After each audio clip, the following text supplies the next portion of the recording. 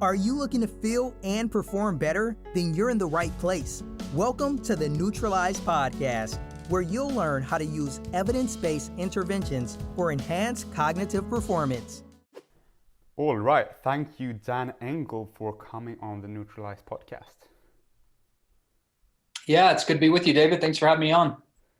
To start with, what is your definition of spirituality? Yeah, it's a good question. It means a lot of things to a lot of different people. For me, I suppose a simple translation or definition would be a connection to something greater than ourselves. We could call that soul, we could call that spirit, we could call that God, or name of 1,000 names, but generally a sense of connection with something greater and beyond just us. And how does that fit into the scientific framework or worldview, or does it? I think it does, because we're multidimensional beings. Okay. We have a mind, we have a heart, we have a body, we also have a soul, we also have a spiritual connection. And there's a lot of really good data to suggest that when people have a stronger spiritual connection, whatever that is to them, then they live happier, more fulfilled, vibrant lives. And what is that data? Are there any studies that you're referencing, or can you go a bit more in depth about what you mean when you say that there's data to support this? Yeah, if probably even better than pointing you to like one specific study, it might be helpful to point you into the direction of a few different books or a few different authors. Okay. One guy that I like a lot is a guy named Larry Dossey. He wrote a book called One Mind. And he's been a forefront thinker in mind-body medicine and this new evolution of integrative medicine over the last 3 to 4 decades. And he's just one of a bunch of different thinkers in this kind of arena. And the data is pretty darn good in that when we do have a greater experience of resting our mind, coming into a greater state of ease within ourselves, engaging practices, or at least a feeling state of generosity, gratitude, inspiration, all of those feeling tones have a positive impact in our bodies. One whole field of medicine that has grown from this mind-body medicine connection is the field of psychoneuroimmunology. And psychoneuroimmunology has a ton of great data to support what I just mentioned and a lot of things that we haven't even covered yet. Essentially, that just means there's a connection between our mind, psychology, our brains and nervous systems, neurology, and how our body functions, particularly in our states of well-being, our immunology, which is a pretty timely conversation because we're having this conversation here in the midst of this COVID-19 outbreak. Right. Yeah. Yeah, I think that what you just said, how you described psychoneuroimmunology, that fits perfectly into the scientific framework. However, I find it's a bit hard to fit souls into the scientific worldview. How do you do that in your real world? For me, it just makes sense. Okay. It makes sense inherently. I felt it. I've seen it in clients, and it's not a new concept. It's actually a very old concept. The Greeks, the Romans, the Egyptians, the Chinese, the Ayurvedic, the Indian physicians, all of these are thousands of years old, and all of them had some connection with soul, or if you wanted to use the term spirit. And so if we're going to look at styles of medicine that have stood the test of time. And not to say that those are fields of study that are impenetrable from criticism. It's just notable that all of the ancient sciences, and the two that have stood the longest and that are still being practiced today in Eastern medicine, Chinese medicine, Ayurvedic medicine, there's still a component of spirituality. And those are the aspects and the considerations that do start to separate us from the other species, because we do have conscious free will choice about reconnecting with some experience of the divine. And it doesn't even have to mean God at that point. Like, divine just means whatever you revere, whatever you put importance in, whatever you pray to. You know, we could pray to the earth. We could pray to the gratitude for our ancestors in helping us be here today. It's not so much what we do, but how we do it. That's more an expression of divinity. So if I understand you correctly, you have this belief because you have experienced. I've experienced it first person perspective on both sides of the equation. I've experienced it in my own life, and I've also experienced and witnessed for, it would be hard for me to tell you how many clients I've worked with at this point, but I've been a physician for 25 years, 23 years. And I've consistently seen that there are major breakthroughs and major experiences of health and vitality and well-being and moving through a health crisis when people have a greater connection with something beyond just themselves. So gratitude, you mentioned a couple of other interventions. Gratitude, reverence, appreciation, generosity. I mean, these are all very different, but we're all talking about higher ordered virtues and values and ways of living. So reverence has a spiritual connotation, yes. Generosity and gratitude don't necessarily have to have a spiritual connotation, but it still feels good when we're in that experience. Right? When we're grateful for what we have, and we're willing to give what we have and be supportive to others, and we're able to contribute what we have for the betterment of the collective, and to ideally leave the world better than we found it. I mean, these are just general things that help us feel really good. And spirituality is not necessary for living. That for sure. So I'm not here to sell it or even like evangelize it. I'm just here ideally to give people information.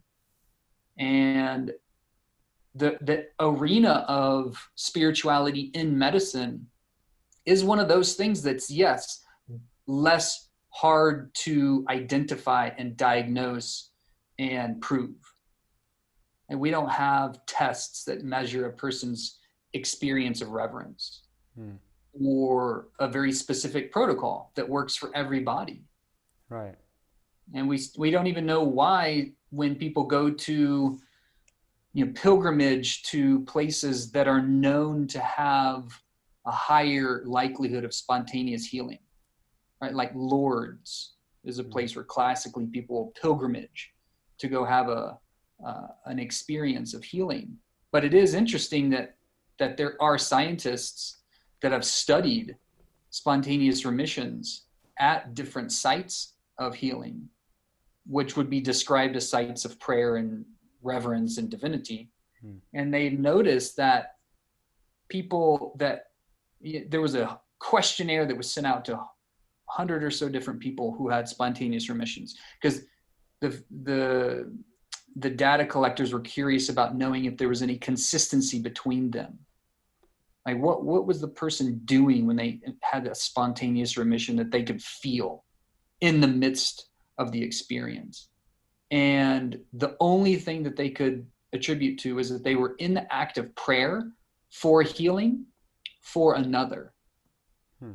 which was pretty fascinating when you think of how time and space are really irrelevant when you get into the quantum field. And there's a ton of excellent data on quantum theory and quantum entanglement and this whole like growing expression of quantum physics. But Einstein was even clear that he didn't have the whole thing figured out when he started speaking about spooky phenomena, things that happen that we can't even understand fully. There's a great book called The Field by Lynn McTaggart that goes into this whole experience of time and space essentially being irrelevant when you're tapped into a unified field, or the noosphere, or the mind-body continuum in relationship with others.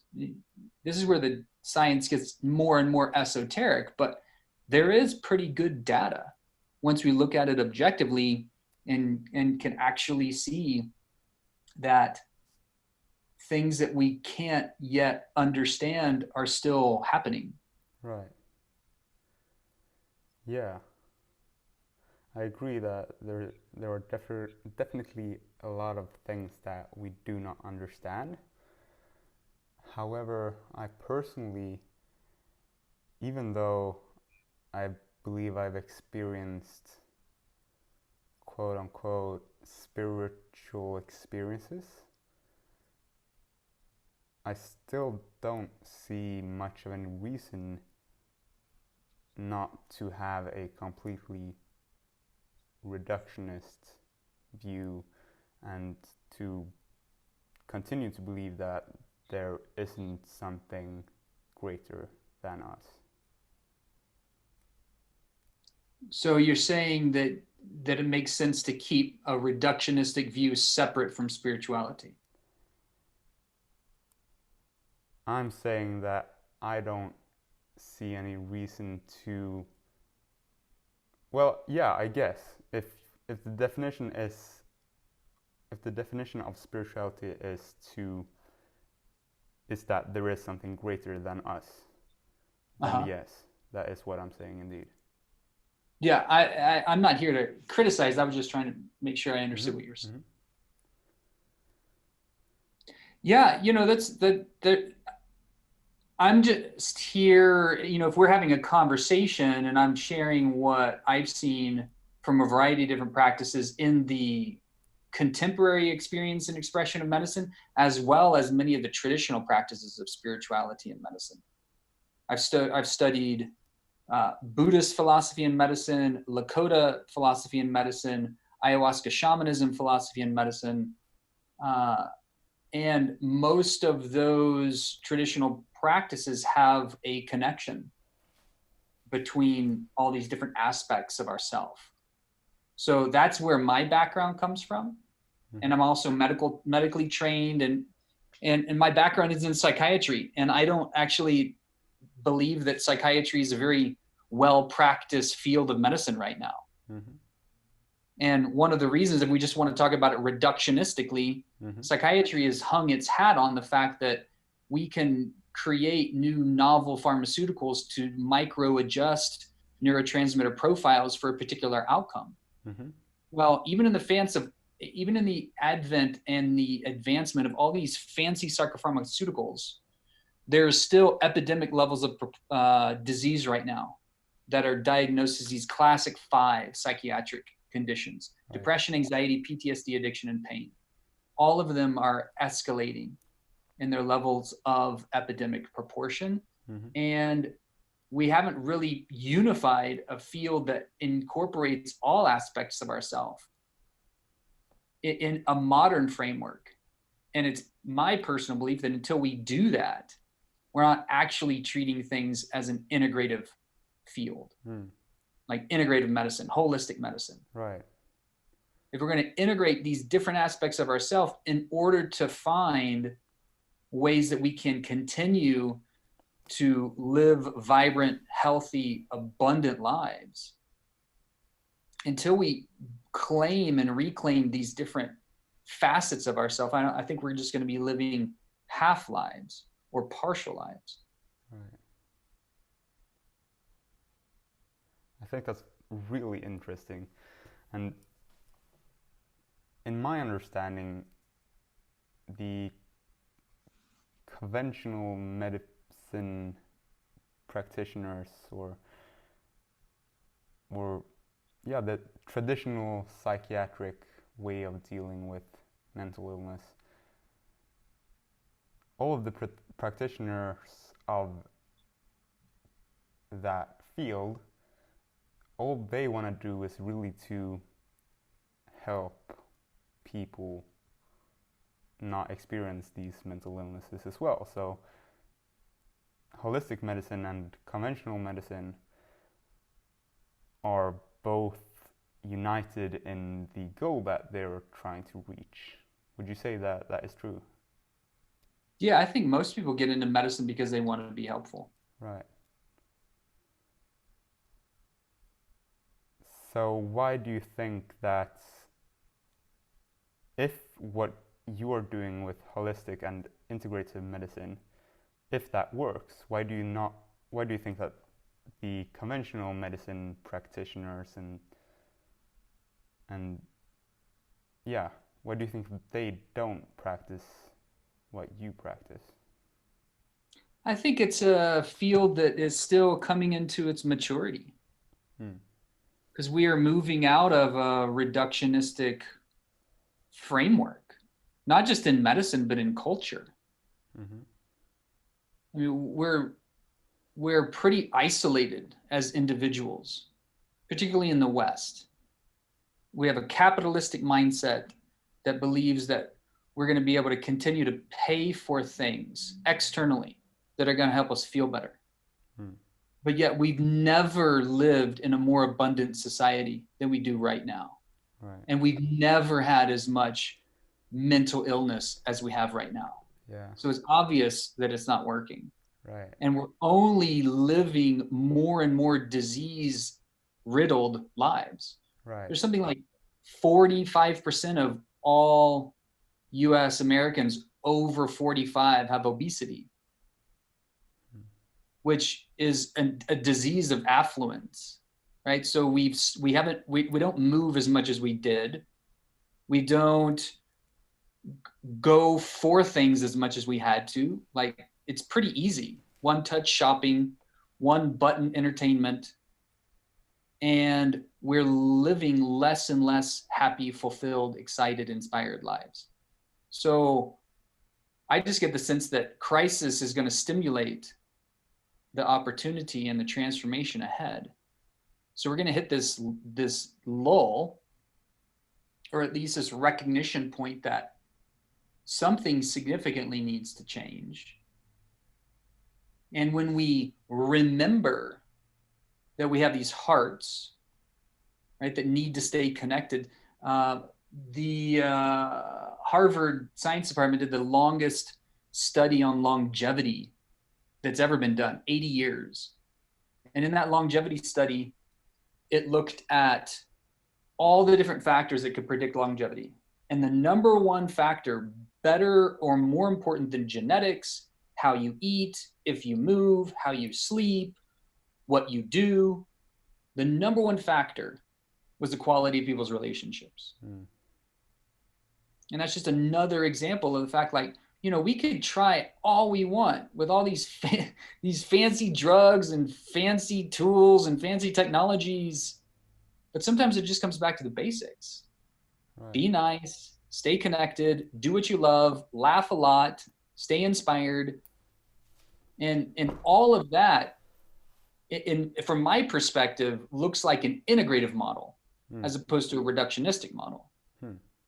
Because a reductionistic model is still trying to find these minute little fractions of physiologic changes. And I'm not saying that reductionistic medicine is wrong or even not important. I just don't think it's the best single strategy to use.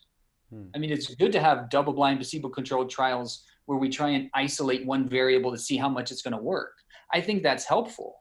However, if we hang our hat only on that being the only way, I think we're missing a huge portion. I mean, for a while, people didn't even believe that the placebo had an effect. right? But now there's a reason that there's a shift in science to nocebos versus placebos. Because if people think they're taking something, it has an effect. Right. What we believe has an effect in our bodies.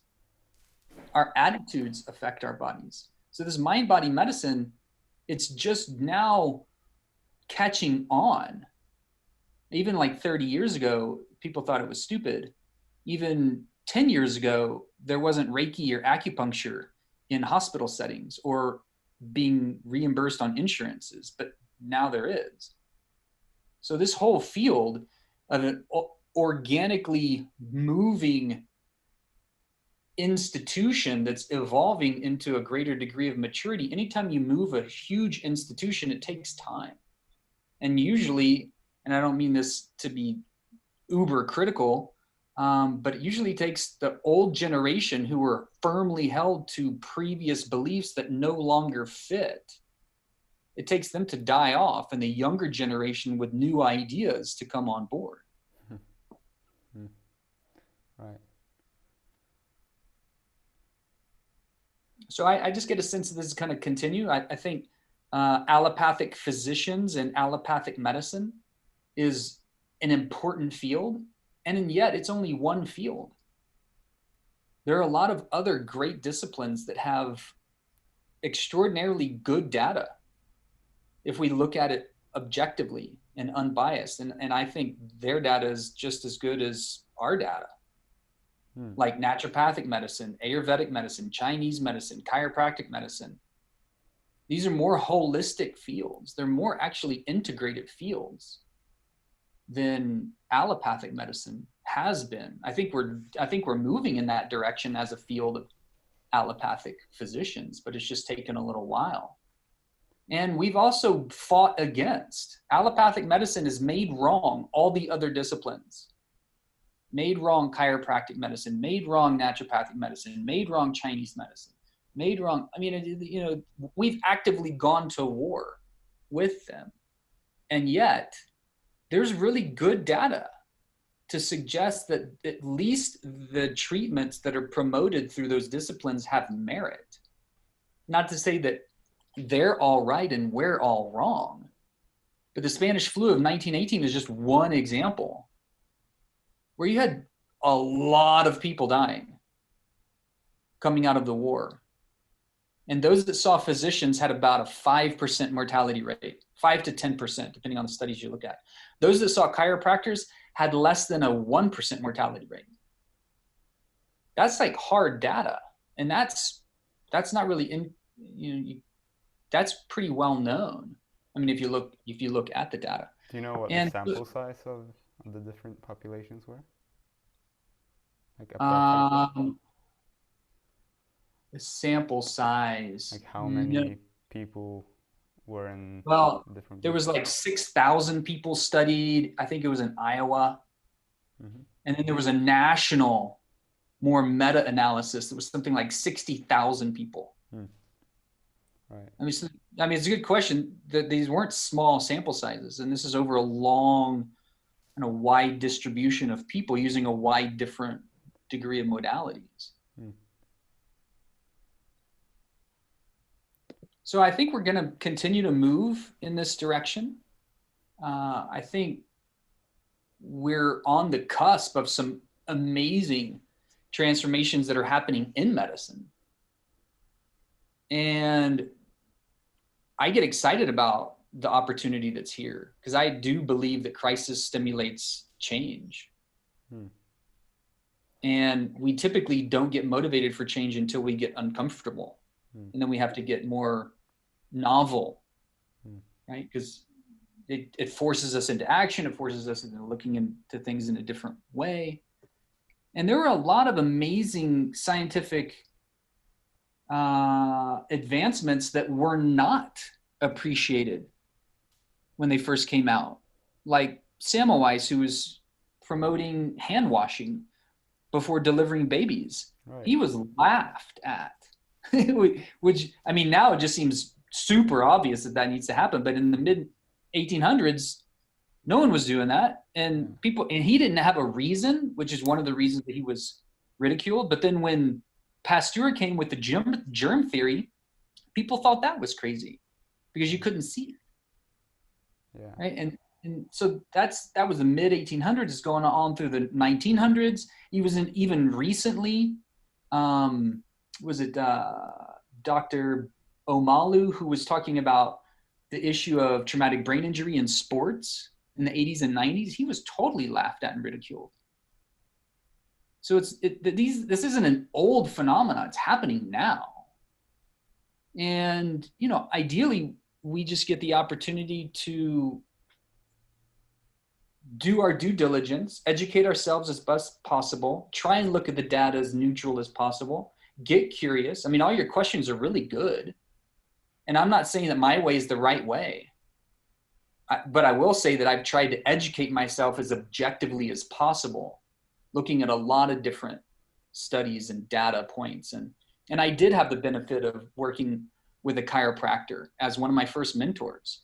Mm-hmm. So I was already curious about medicine outside of just allopathic medicine, because like I said, I'm trained as a psychiatrist, and our field of psychiatry is really pretty lousy in its outcomes. There was the largest study that's ever been done to prove if antidepressants were effective or not was the STAR-D study. And it looked like, I don't know, something like 30,000 cases. It was huge. And its outcome was that antidepressants are marginally effective, better than placebo. And there's a lot of other interventions that are even better than that, like exercise is even better than antidepressants. I mean, just coming back to the basics again, right? Making sure our sleep is really good. Making sure our inflammatory load is as less and as low as possible. There's another good book called Anatomy of an Epidemic about the entire psychiatric field and much of its publication bias. So if you're looking at research and data, you have to know where the research is coming from and who's doing it and what are their desired outcomes. And are they even publishing all of the data? This is the deal with publication bias. Check out the TED Talk by Ben Goldacre. And it was something like 93 or 4% of all the positive studies for antidepressants were published, but only like 7% or 8% of the negative studies of antidepressants were published. Wow. Which means, like, out of all the studies that were done, huge preference to publishing the studies that showed they worked, and huge bias against publishing the studies that showed that they didn't work.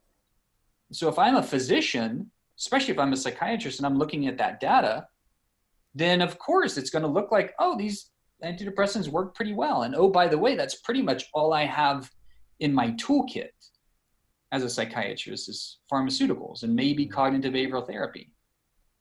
So I guess in summary, I'm glad that you're asking all the questions that you are, because ideally, I think that's what we should be doing as scientists, as researchers, and particularly as physicians, is doing our due diligence to look at the data with as much objectivity, with a neutral perspective, and get curious. It's one of the reasons I'm as excited about psychedelic medicine as I am right now, because the data is so good and it's extraordinarily better than pharmaceuticals in the standard of care. Now, yes, we've only gone through phase 1 and 2 trials for things like MDMA and psilocybin, but they're both going into phase 3 trials now. They've both been green lighted by the federal government as breakthrough treatments, MDMA for PTSD and psilocybin for chronic depression. And when you look at those data, the numbers are amazing. And at minimum, it offers inspiration for more studies to be done. Right. Yeah. Do you think that there is any publication bias regarding chiropractic treatments?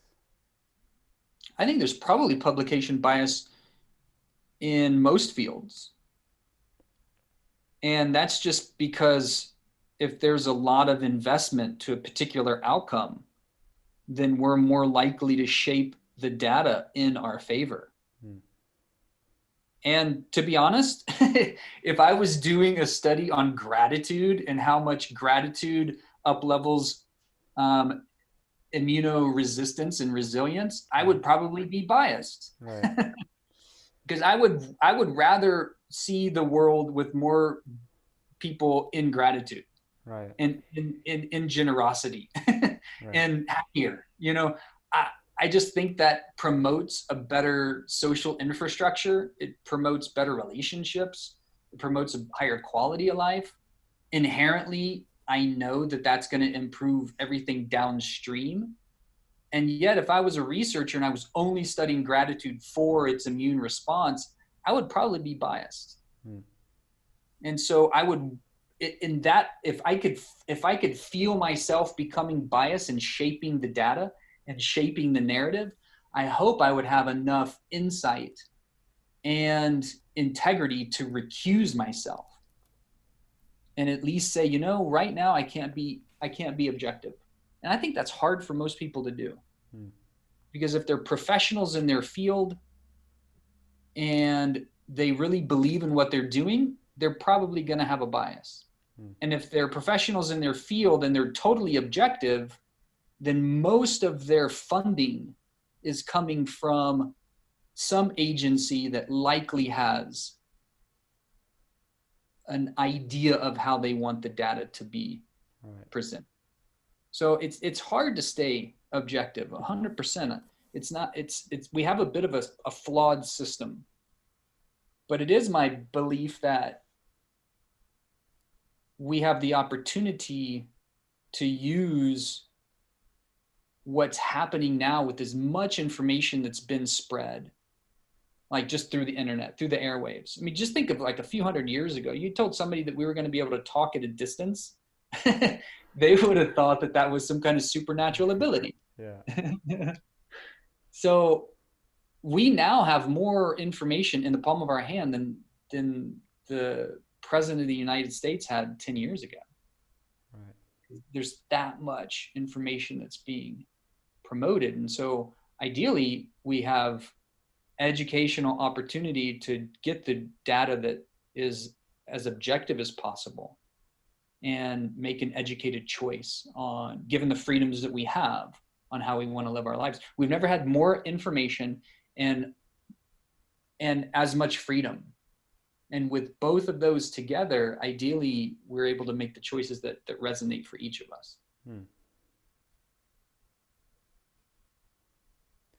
Do you use supplements yourself?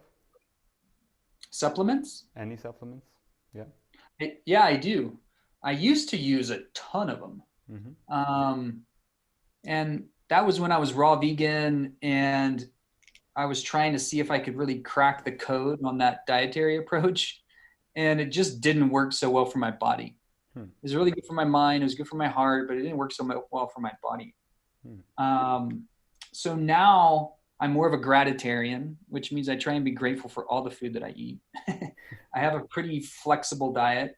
I just try and eat clean, local, organic, ideally from food that we've grown or we know our local farmers and we know where it came from. And so food is the foundation. And then on top of that, it really depends on my activity level and the season. Like we're just coming out of winter here in Colorado, so we don't get a ton of vitamin D. I take vitamin D almost every day, unless there's sunlight out where I can get my whole body in the sun with as little clothes on as possible that my neighbors are still okay with. And, I'll take fish oil from time to time. I kind of rotate my supplements. I'll take adrenal support time to time if I'm traveling a lot or if I've been working a lot. And right now I take some immune support. Again, food is the foundation. So my immune cocktails would be things like blended up ginger, garlic, apple cider vinegar, lemon, honey, in 12 ounces of water and take that every day because that's all going to stimulate my immune system. And then on top of that, if I feel like I need some extra vitamin C or colloidal silver or iodine or zinc, those are just kind of classic supportive agents for the immune system, particularly their antiviral aspects. And then occasionally, if I really want to jam out a 6 to 8 hour work day or creative day, I'll take some kind of nootropic or cognitive booster. Which ones? I've become more and more familiar with Alpha Brain from Onnit Labs. I've known Aubrey, the founder of that company, for 10 years, and I advised to their company pretty much that whole time. And I think their Alpha Brain formula works really well. It doesn't have a whole lot of ingredients. Caffeine and nicotine are the classic nootropics, right? If you like the starving artist or the poet, they're just classically drinking coffee and smoking cigarettes. However, coffee is really acidic and it's a bit hard on the adrenals. And cigarettes just unfortunately are laced with all kinds of carcinogens. So it's not a clean delivery, but nicotine and caffeine are really good foods for the brain. Caffeine just gets me a little jittery because I'm already pretty on. So Alpha Brain, I like. Qualia is from another company that I know pretty well, Neurohacker Collective. I didn't like their formula when it first came out because it had caffeine in it. I was just too jittery. But now they've made a formula without caffeine that I like pretty well. And there's another formula, Cognitropic, from a company called Premier Research Labs. And I've known that founder and company for many years too. So there are a lot of cognitive enhancing protocols on the market. Not all of them are created equal. If anybody was going to start one, I'd say take it every day in the morning, not in the afternoon, otherwise it'll mess up your sleep, for at least a week and see if it helped. If it didn't help, take it for another week. And then at that point, after 2 weeks, you've usually seen if it was going to help. And if it didn't help, then move on and try something else. Right. Yeah. So I think there is a lot of research needed before we can say that any of these compounds work. Some of them may turn out to work, some of them may not. Yeah, we just launched a book called Beyond Coffee. Me and a friend, James Bashara. And we put a pretty good chunk of data in that book about all the nootropics, single agents, classic data. And then you've got a lot of formulas that will stack or combine those. Right. Yeah. And so it's true. It's helpful to know the data. And then even before nootropics or supplements, I'd say, what do we know about sleep and exercise? Right. Sleep and exercise are the two best cognitive enhancing agents on the planet. Yeah. That and stress reduction and maybe neuromodulation. But just back to the basics again. If people sleep crappy, they're going to think crappy. And when we move, we do think better and we have better physiology. That's also in a sweet spot. Too much sleep's not helpful. Too much exercise also will cash people out and put them over their metabolic threshold. So it'll be detrimental. But we just have to know what the right amount is for each of us. Yeah. But assuming that some of them turn out to work, I guess that would be thanks to their biochemical mechanisms, right? Yeah. Yeah. So if we're talking about supplements and nootropics, yeah. Right. Yeah. So how do you integrate that purely physical change, an effect from a cause or a factor that is the supplementation? How do you integrate that happening with your view of spirituality, in that reality isn't only reductionistic? Well, I see us as pretty complex beings, and I oftentimes work with pretty sick people. So I tend to stack the odds in our favor, and I'll do both of those simultaneously. I'll encourage people to have gratitude practices. to reflect on what people still do have. Most of the time we get so twisted out about the things that we don't have, or the way that life isn't going according to our own plan or our own expectations. Expectations decrease happiness. And so if we have gratitude practices and generosity practices, and we start paying attention to the things that help us just feel good, laugh a lot, have more fun, go out dancing, pick up an instrument if you play music, or find a way to play, all of those things help. Right. And I've just seen them help continuously. So we do that while we're up leveling the diet, while we're working on sleep consolidation, while we're using supplements if and when it's necessary, and while we're doing all of the things that help move us towards a greater state of excitement for life. So I try and not do things in isolation. And so, to be honest with you, in that kind of arena, I'm not a pure scientist. I'm more of an experiential engineer. Right. I will engineer protocols for people to experience greater happiness. Right. And it usually, all of these things work in concert, and they all move and support each other, like people rowing in a boat going in the same direction, going farther than just one person by himself. Right. Yeah. Of course, the highest level of evidence for something working or not working would be to isolate that variable. But that is essentially impossible because there are so many other factors influencing, for example, a person's happiness. Yeah, 100%. Right. So I'm not sure that I agree with you that you're not a complete scientist just because you don't isolate variables when you look at how or if they work. Yeah, I guess my point on that is I'm not a pure scientist in that kind of like research data collection. Oh, I see. Yeah. Right. If people want to learn more about what you do, where can they find you online? Yeah, thanks for asking. There are a few websites that I could point people towards. That would be Dr. Dan Engle, DrDanengle.com, FullSpectrumMedicine.com. That's more of an education advocacy platform for entheogens and psychedelic medicines. The Concussion Repair Manual is a book that I wrote on traumatic brain injury recovery and some of the neuroscience and supplementation that we were talking about. And we're opening up a new center in Austin this coming summer called KUYA, K-U-Y-A, which is an Institute for Transformational Medicine. And transformational medicine, is that psychedelics? We will be using the ones that are available. Ketamine, that's available now. Cannabis, that's coming available shortly, and then MDMA and psilocybin to follow shortly after that.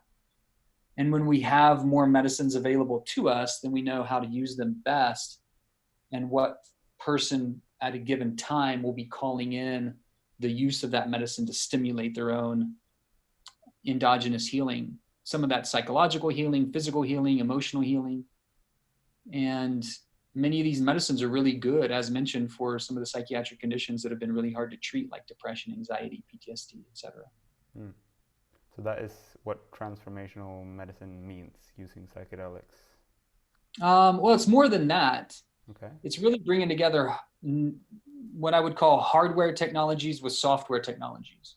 Hardware technologies being physiologic issues, the brain, the body, this kind of physical machine, and how we accelerate its performance, as well as connecting that with software technologies for consciousness, for thoughts, and evolving our own experience of truth and happiness. And that's very much these psychedelic medicines, and not only those. So when we bring together, like if you're talking about a computer, if you want to up-level your experience of being able to perform your computer, or up-level the whole operating system or the user interface, then we up-level the hard drive and the software at the same time. So we're essentially doing that for the human experience, is addressing things multi-leveled and multifactorial, doing a lot of diagnostics and biometrics because we want to track data, which means like, what do inflammatory markers look like pre and post psychedelic use?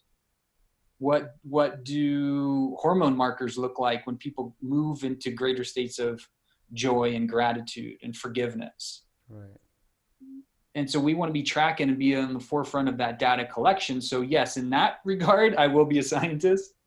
And I do believe that we're just on the front edge and rising wave of this whole field of transformational medicine right now. So what's the difference then between transformational medicine and, let's say, integrative medicine? Well, integrative medicine up to this point in the last 20 to 30 years has really just still looked at the body, somewhat of the mind, somewhat of emotionality and our relational experiences. But still, it's been a bit of a next level understanding of how to integrate different aspects of physiology, like psychoneuroimmunology, right? We were talking about those three systems together. Integrative medicine turned into functional medicine, which is better, but it's still fairly reductionistic. It still doesn't really take into the accounts of what we were speaking about before, soul and spirit. And when we put people through a process of transformation, we tend to look at all of those aspects. And how do we create centers where people can actually go through their own transformational experience? And not to say that we know what that's going to look like or are going to predict what that's going to look like, but we're just giving you the container and the catalyst with some interventions to be able to stimulate your own process of healing, which also means to better understand who you are and your own unique genius and how to offer that to the world. Because I firmly believe that everybody's important. All life is important. Nobody's genius or importance is better or worse than another, because there's never been another you here on the planet, and there never will be another you, and there's never going to be another me again. So why would we be here if we weren't to do something that is unique for us to be able to present and offer? And so when we can create a container and an opportunity for people to go through their own healing and transformation, oftentimes that's what happens on the other side. More inspired for life, more excited to really have self-worth and self-love and self-appreciation and self-excitement for being alive, and the opportunity to offer their genius, that dharma, like that sacred duty, what they're born here to do, what we're all born here to do. And I don't know what that is for each person, but I get excited when people start to get in touch with that themselves. Right.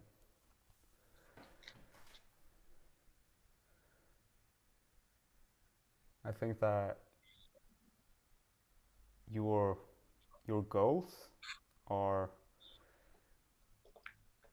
very good in the way of being ethically good. I personally have a very skeptic view of some of the treatments that you use, but I do think that there are a lot of treatments that you use that can help people as well. So if people want to learn more about you or what you're doing, I encourage them to find the links that you mentioned earlier in the show notes of this podcast, and to try to look at the data that you mentioned is there to actually get a grasp of the science of these practices. Yeah, well, thanks for having me on the show, David. Thank you for coming on. All right, take care. We'll be in touch. Thank you for listening to this episode of the Nootralize podcast. Please remember to not take anything that we said as professional medical advice, diagnosis, or treatment. For an evidence-based, personalized nootropic recommendation, go to beta.nootralize.com. That's beta.nootralize. Integrative.com.